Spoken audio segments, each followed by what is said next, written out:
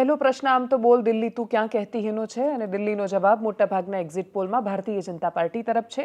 Exit પોલનો Delhi સાથેનો ઇતિહાસ બહુ સારો રહ્યો નથી અને એટલે જ પરિણામની પ્રતીક્ષા સિવાય કોઈ રસ્તો નથી અને એટલે જ દેશના દિલ્હીના સમાચાર વિશે વાત કરતા પહેલા શરૂઆતમાં વાત કરવી છે હાથમાં હથકડીથી બંધાઈને અમેરિકાના લશ્કરી વિમાનમાં અમૃતસર એરપોર્ટ પર ઉતરેલા ભારતીયોની। નમસ્કાર, આપની સાથે હું દેવાંશી।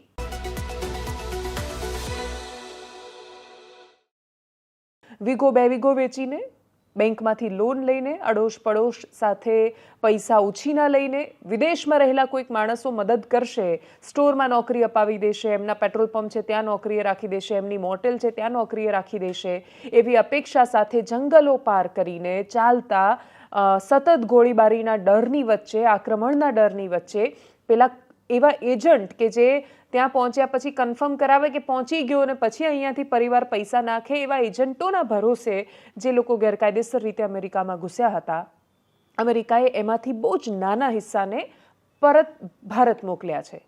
આ પહેલી વાર નથી થયું।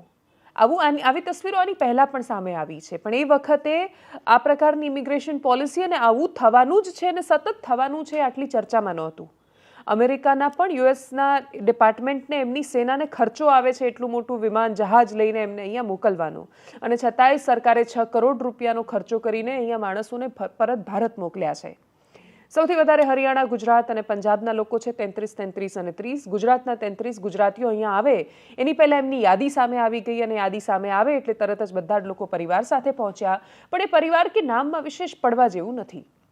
જે લોકોના પરિવારો સામે આવી ગયા છે એમાંથી એક માં છે કે જે રડતા રડતા કહી રહી છે, એક પિતા છે જે કહી રહ્યા છે કે મને તો ખબર જ નહોતી કે દીકરી અમેરિકા ગઈ છે, અને એવા અનેક માણસો છે। પરિવાર ભલે ના પાડતો હોય કે ખબર નથી, એમને ખબર હોય છે કે એમનું સંતાન કે પછી એમના પતિ શું કરી રહ્યા છે, એ કોની સાથે સંપર્કમાં છે, શું કામ અમેરિકા જવા માંગે છે। પ્રશ્ન આ મહત્વનો છે, કોણ ગયું ને કોને પાછા મોકલ્યા એ તો 2-4 ચહેરાઓ છે। એ 2-4 ચહેરાઓની પાછળ પડીને શું કરી લઈશું? એ 2-4 પરિવારોને રડતા જોઈને, એ રડતા ચહેરાઓ બતાવીને કોઈ વિશેષ ફરક નથી પડવાનો। પ્રશ્ન મૂળ એ છે કે એ શું કામ જવા માંગે છે? એ પોતાનું ખેતર વેચીને જાય છે કેમ કે એ ખેતરમાંથી એ લાખો રૂપિયા કમાશે એવી એમને અપેક્ષા નથી।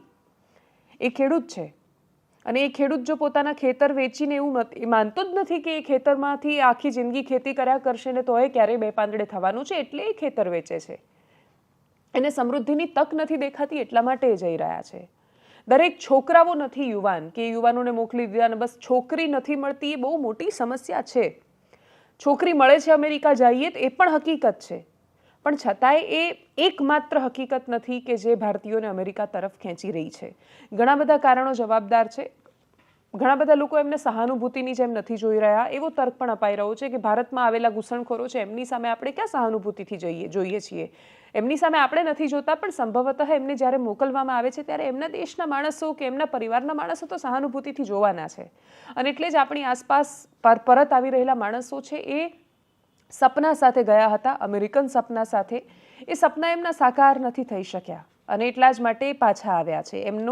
એમનો સપનું પૂરું કરવાનો રસ્તો એ ગેરકાયદેસર હતો। કોઈ પણ દેશ માટે તમે અમેરિકાને માત્ર દોષ એટલે ન આપી શકો કેમ કે અમેરિકન્સનું શું, જો બહારથી બધા જ આ રીતે આવ્યા કરશે ને પછી એ લોકો સસ્તામાં રોજગારી મેળવતા થઈ જશે તો એક વસ્તુ કે એક કામ કરવાના અમેરિકન્સ જ્યારે ઉદાહરણ તરીકે $50 લેતા હોય ને એની સામે ભારતથી ગયેલા માણસો $10-15 કામ કરવા માંડે ત્યારે અમેરિકન્સને લાગે છે કે એમનો રોજગારીનો અધિકાર છીનવાઈ રહ્યો છે। ત્યાં ખૂબ મોટો આ માત્ર રાજનીતિનો મુદ્દો નથી, સામાજિક મુદ્દો પણ છે, અને એટલે જ અમેરિકન દ્રષ્ટિકોણ પણ સમજવો પડે એમ છે। જે લોકો કાયદેસર ત્યાં ગયા છે એ લોકોએ પોતાના સામ્રાજ્યો સ્થાપ્યા છે, જે બ્રેઇન હતા જેને આપણે નથી સાચવી શક્યા, અને એ બ્રેઇન એ દુનિયાના સર્વોત્તમ મગજો અમેરિકામાં ગયા, એ લોકોએ પણ અમેરિકામાં પોતાનું સામ્રાજ્ય બનાવ્યું છે, ને ગૂગલથી લઈને યુટ્યુબ સુધી એ CEO બન્યા છે ને એમણે આખી દુનિયાને પોતાનું જ્ઞાન પીરસ્યું છે। તો એવા લોકો પણ છે ત્યાં। એની સામે વર્ષોથી ત્યાં રહેતા લોકો ગ્રીન કાર્ડ, H-1B વિઝા, બાકીના બધા સંઘર્ષોમાંથી પણ પસાર થઈ રહ્યા છે। કયા વિઝા છે, કઈ કેટેગરી છે, એના પર પણ બહુ જ મોટો આધાર રહે છે, પણ જો તમે ગેરકાયદેસર જાઓ છો તો યાદ રાખજો ભવિષ્ય કદાચ આટલું જ અનિશ્ચિત હોઈ શકે છે, અને એટલે જો તમારી આસપાસ તમને કોઈ પણ એવા માણસો દેખાય છે એમને એ માની વ્યથા અને પીડા સંભળાવજો, એમને દેખાડજો એ વિડીયોઝ, અને એમને કહેજો કે પરિસ્થિતિ આટલી કમનસીબ જ છે કે તમે સપના જોઈ શકો છો પણ એ સપના પૂરા કરવા માટે ગેરકાયદેસર જવું એ રસ્તો નથી, અને એટલીસ્ટ હવે નથી ટ્રમ્પના પ્રશાસનમાં। નીતિનભાઈ પટેલ, પૂર્વ ડેપ્યુટી સીએમ ગુજરાત રાજ્યના, એમણે પણ સરકારને અપીલ કરી છે કે લોકો સામે સંવેદનાથી જોવામાં આવે. પંજાબના મુખ્યમંત્રી તો હાજર હતા અને એમણે મુલાકાત પણ કરી છે છોકરાઓ સાથે, જે લોકો ડંકી મારીને ત્યાં ગયા હતા અને પછી કમનસીબે પાછા આવ્યા છે. સ્વાભાવિક છે કે વિપક્ષમાં છે એટલે સરકાર પર સવાલ ઉઠાવી શકે છે કે ભાઈ ડોનાલ્ડ ટ્રમ્પ મિત્ર છે તો વાત કરજો. મિત્ર અને દુશ્મન જેવું હોતું નથી. કોઈને પણ પોતાના દેશનો સવાલ આવે ત્યારે પછી મિત્રતા બહુ કામે નથી લાગતી. એ બહુ સ્વાભાવિક હકીકત છે. આપણા વિદેશ મંત્રી એસ જયશંકર સ્પષ્ટતા સાથે કહી ચૂક્યા છે કે જે માણસો ત્યાં ગયા છે પાછા આવશે તો અમે એમને સ્વીકારવા માટે તૈયાર છીએ. આ દેશ એમનો છે, એ પરત તો અહીંયા જ આવશે, એટલે ક્યાંય પણ જશે, દુનિયામાં ક્યાંય પણ અટવાશે, છેલ્લે આવવા માટે, પગ મૂકવા માટે અથવા કોઈક અમને સ્વીકારશે એવી આશા તો છેલ્લે પોતાના દેશ પર જ રહેતી હોય છે. પોતાના દેશે અને દેશવાસીઓ એટલું કઠોર ન બનવું જોઈએ કે એ લોકોને મજાકનો મુદ્દો બનાવીએ, કેમ કે એ માત્ર ચહેરાઓ છે. આવા અનેક માણસો છે, એ ચહેરાઓ ત્યાં એટલે ગયા કેમ કે એમણે સદ્ધર થતા જીવનોને જોયા છે. સાંભળીએ અહીંયાથી જે પ્રતિક્રિયાઓ આવી છે ગુજરાતમાંથી, પંજાબમાંથી પણ એને. સાંભળતા જ મને આપણા જે ગુજરાતીઓને અમેરિકાથી પરત મોકલ્યા એ બધા માટે સહાનુભૂતિ થઈ. અને સ્વાભાવિક છે કે મીડિયાના એક બે મિત્રોના ફોન આવ્યા પછી મેં કહ્યું કે જે ગુજરાતીઓ કે ભારતીયોને અમેરિકાથી પરત મોકલ્યા છે એમના પ્રત્યે મારી સહાનુભૂતિ છે. અને સહાનુભૂતિ એટલા માટે છે કે આપણા ગુજરાતીઓ એ વર્ષોથી ત્યાં વસતા હોય, કદાચ મંજૂરી સિવાય ગયા હોય, પણ બાકીના બધા જ અમેરિકન કાયદાનું ત્યાં પાલન કરે છે. ત્યાં શાંતિથી પોતાનો વ્યવસાય કે પોતાની જોબ કે પોતાનો નાનો મોટો સ્ટોર ચલાવે છે અને અમેરિકન કાયદાને માન આપી અને એ લોકો ત્યાં રહે છે. એ વખતે આવી પરિસ્થિતિમાં લાખો બાંગ્લાદેશીઓ જ્યારે ભારતમાં ગેરકાયદેસર વસ્યા છે, એક બાજુ બાંગ્લાદેશના ત્યાંના લોકો આપણા નિર્દોષ હિન્દુઓ ઉપર અત્યાચાર કરતા હોય, આપણા મંદિરો ઉપર એ નુકસાનકારક પ્રવૃત્તિ કરીને તોડફોડ કરતા હોય, અને એ જ બાંગ્લાદેશના મુસ્લિમો અહીંયા ગેરકાયદેસર રીતે વસતા હોય, એ પ્રકારના છે. જ્યારે આપણા જે ગુજરાતીઓ કે ભારતીયો અમેરિકામાં છે એ અમેરિકાને કોઈ નુકસાન નથી કરતા, ત્યાં કોઈ જાતની તોફાની કે ગેરકાયદેસર પ્રવૃત્તિ નથી કરતા. ਤੁਹਾਨੂੰ ਸਭ ਨੂੰ ਪਤਾ ਕਿ 104 ਭਾਰਤੀ ਜਿਹੜੇ ਅਮਰੀਕਾ ਨੇ ਡਿਪੋਰਟ ਕੀਤੇ ਆ ਉਹ ਅੰਮ੍ਰਿਤਸਰ 에ਅਰਪੋਰਟ ਤੇ ਆਏ, ਜਿਹਦੇ ਵਿੱਚ ਆਪਣੇ ਪੰਜਾਬੀ 30 ਦੇ ਕਰੀਬ ਆਪਣੇ ਪੰਜਾਬੀ ਨੌਜਵਾਨ ਮੁੰਡੇ ਵੀ ਜਿਹੜੇ ਉਹਦੇ ਵਿੱਚ ਵਾਪਸ ਡਿਪੋਰਟ ਆਏ ਆ.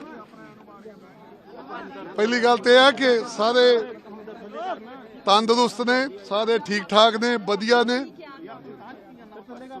ਜਿਹੜੀ ਚਿੰਤਾ ਦੀ ਗੱਲ ਹੁੰਦੀ ਹੈ ਕਿ ਬੰਦਾ ਬਿਮਾਰ ਨਾ ਹੋਇਆ ਹੋਵੇ, ਕੁਛ ਨਾ ਹੋਵੇ, ਉਹ ਲਗਭਗ ਸਭ ਠੀਕ ਨੇ.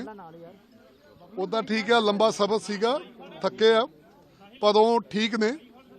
ਜਲਦੀ ਸਾਰੇ ਜਾਣੇ ਉਹਨਾਂ ਦਾ ਪੇਪਰ ਵਰਕ ਹੋ ਰਿਹਾ. ਪਹਿਲੇ ਬੈਚ ਦੇ ਵਿੱਚ ਪੰਜਾਬੀਆਂ ਦਾ ਮਤਲਬ ਜਿਹੜਾ ਉਹ ਪੇਪਰ ਵਰਕ ਕੀਤਾ ਇਮੀਗ੍ਰੇਸ਼ਨ ਨੇ, ਉਸ ਤੋਂ ਬਾਅਦ ਹੁਣ ਦੂਜਾ હરિયાણા, ગુજરાત વગેરે હોਊਗਾ. અને હવે વાત કરીએ દિલ્હીના એક્ઝિટ પોલની. મેટ્રીઝનો એક્ઝિટ પોલ કહી રહ્યો છે ભારતીય જનતા પાર્ટી 35થી 40 બેઠક પર, આમ આદમી પાર્ટી 32થી 40 પર, કોંગ્રેસ 0થી 1 પર આવશે. પોલ ડાયરી કહી રહી છે કે ભારતીય જનતા પાર્ટી 42થી 50 પર આવશે, આમ આદમી પાર્ટી 18થી 25 પર આવશે, કોંગ્રેસ 0થી 2 પર આવશે. ચાણક્ય કહી રહી છે ભારતીય જનતા પાર્ટી 39થી 44, આમ આદમી પાર્ટી 25થી 28, કોંગ્રેસ 2થી 3. કોઈ પણ ચેનલ સ્પેસિફિક કે અમારો સર્વે એ રીતે નથી કરી રહી, કેમ કે પેલું આપણે ગુજરાતીમાં કહેવત છે ને કે દૂધના દાજેલા છાશ પણ ફૂંકી ફૂંકીને પીવે. એટલે નેશનલ ન્યૂઝ ચેનલ પોતાના કોઈ જ સર્વે નથી કરી રહી. એજન્સીના સહારે બધા જ ડેટા આવી રહ્યા છે. હું આ રેકોર્ડ કરી રહી છું ને તમે એને સાંભળશો. એ બંને વચ્ચેના કલાકોમાં બીજા પણ 10 એક્ઝિટ પોલ તમારી સામે આવી ગયા હશે. પણ સાર એ છે 5 એક્ઝિટ પોલ જોયા પછી કે દરેક કહી રહ્યા છે કે આમ આદમી પાર્ટી આ વખતે ભયાનક રીતે હારી રહી છે. અને હારવાનું ભયાનક રીતે શબ્દ વાપરવાનું કારણ એ છે કે ગઈ વિધાનસભાની ચૂંટણીમાં 62 વિધાનસભાની બેઠકો 70માંથી આમ આદમી પાર્ટીએ જીતી હતી. એક્ઝિટ પોલ એ વખતે પણ 62 બેઠક આમ આદમી પાર્ટી જીતશે એવું નહોતા બતાવતા. 2020માં અપવાદરૂપ અમુક એક્ઝિટ પોલને બાદ કરી દઈએ તો મોટાભાગના એક્ઝિટ પોલ કાંટે કી ટક્કર અથવા તો માંડ માંડ આમ આદમી પાર્ટી સરકાર બનાવી રહી છે એ પ્રકારની પરિસ્થિતિ દર્શાવતા હતા. વિષય પણ એવા હતા, સીએ એનઆરસી મુદ્દા હતા, શાહીન બાગનું આંદોલન હતું, એકદમ હિન્દુત્વનો માહોલ હતો, કટ્ટર હિન્દુત્વનો માહોલ હતો.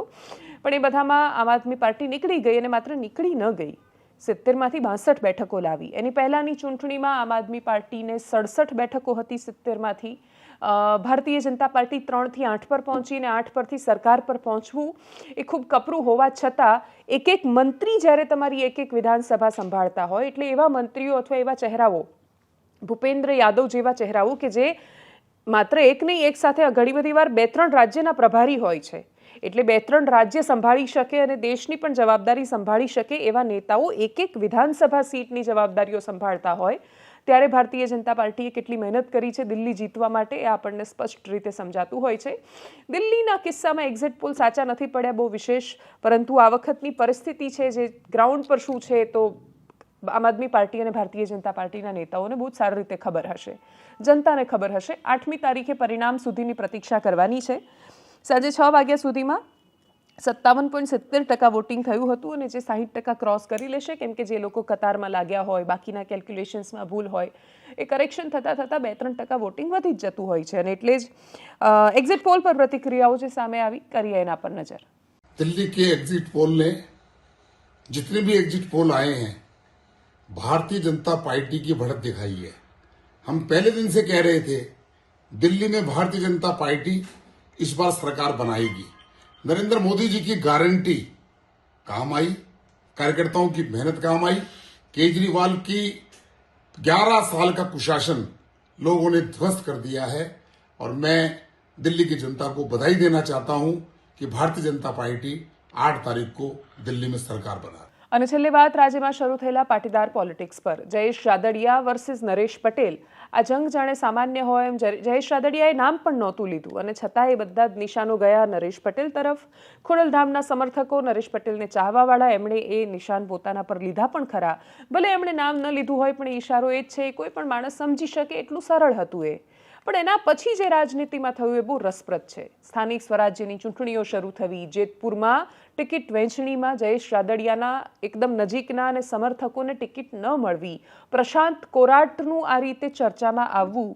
પ્રશાંત કોરાટનું એમના પરિવારનું પોલિટિક્સ એમ પણ રાદડિયા પરિવારની સામે જે તે સમયે રહ્યું હતું, પરંતુ પછી રાદડિયા પરિવાર જ્યારે ભારતીય જનતા પાર્ટીનો હિસ્સો બન્યા ત્યારથી એ સંઘર્ષો સામસામે હતા. પ્રશાંત કોરાટ એના પછી ભારતીય જનતા પાર્ટી યુવા મોરચાના અધ્યક્ષ બન્યા અને પછી એવું કહેવાયું કે જેતપુરમાં ભાઈ એમનું વર્ચસ્વ ચાલ્યું છે, એમના નામનો પણ સમાવેશ એની અંદર કરવામાં આવ્યો છે. આ ભારતીય જનતા પાર્ટી તરફથી જયેશ રાદડિયાને મળેલો સંદેશ હતો કે કેમ, એ તો સંદેશ મોકલનાર ને સંદેશ મેળવનાર એ બંનેને વધારે સારી રીતે ખબર. નરેશ પટેલને જ્યારે પૂછવામાં આવ્યું ત્યારે એમણે નો કમેન્ટ્સ કહી, બહુ સરળતાથી એમણે કોઈ જવાબ ન આપ્યો. આ વિષય પર એમણે કોઈ વિસ્તારથી વાત ન કરી કે આ વિવાદને વધારે ચર્ચામાં ન લાવ્યા. દિનેશ બાંભણિયાએ કહ્યું, એમણે સલાહ આપીને કહ્યું કે એકબીજાના તમે ટાંટિયા શું કામ કાપો છો, પટેલ શું કામ પટેલની પાછળ પડે છે, આ પ્રશ્ન છે.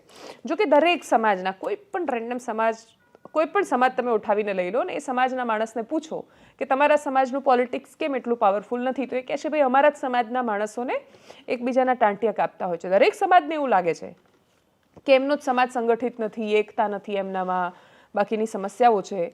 સરખામણીએ જોવા જઈએ તો પાટીદાર સમાજ ખાસો સંગઠિત છે અને એકતા છે. એકતા અને સંગઠનનું જ પરિણામ છે કે પાટીદારો અહીંયાથી અહીંયા સુધી પહોંચેલા છે.